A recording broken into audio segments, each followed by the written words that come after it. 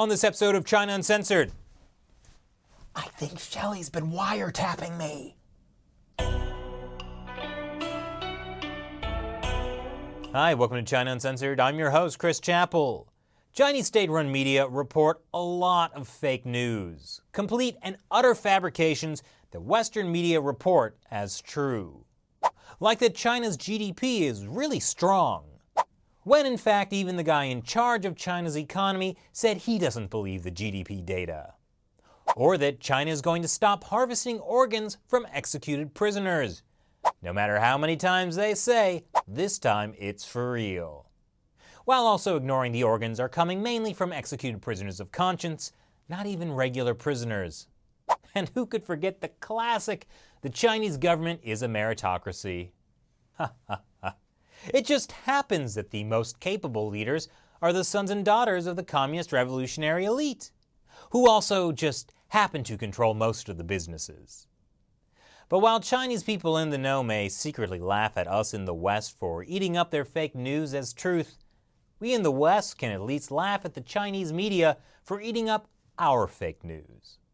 I mean, stories like this one from last week, about how US President Donald Trump has been wrapping every phone in the White House with tinfoil to stop Barack Obama from wiretapping him.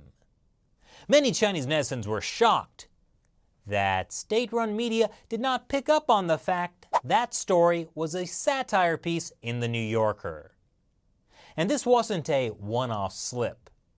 In 2013, state-run Xinhua and People's Daily republished verbatim a satire piece written by the same author saying Amazon CEO Jeff Bezos accidentally bought the Washington Post.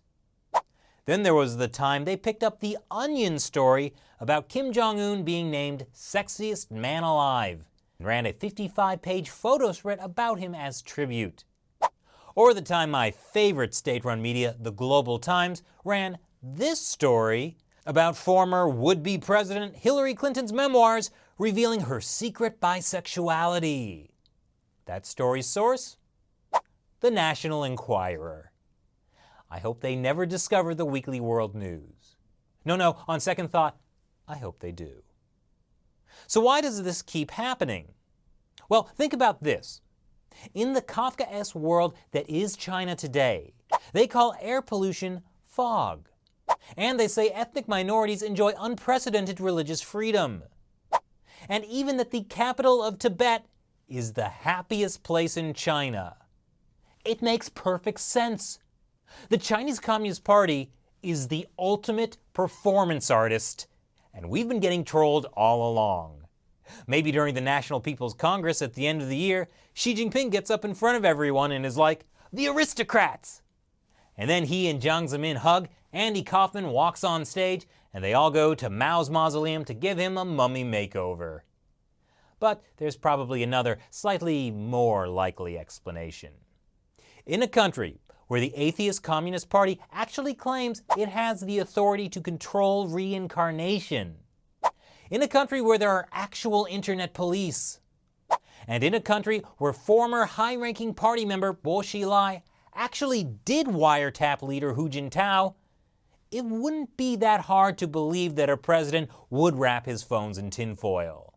Or that Americans think Kim Jong-un is the sexiest man alive. I mean, have you seen the guy on a horse? So what's your favorite piece of Chinese Communist Party performance art? Leave your comments below.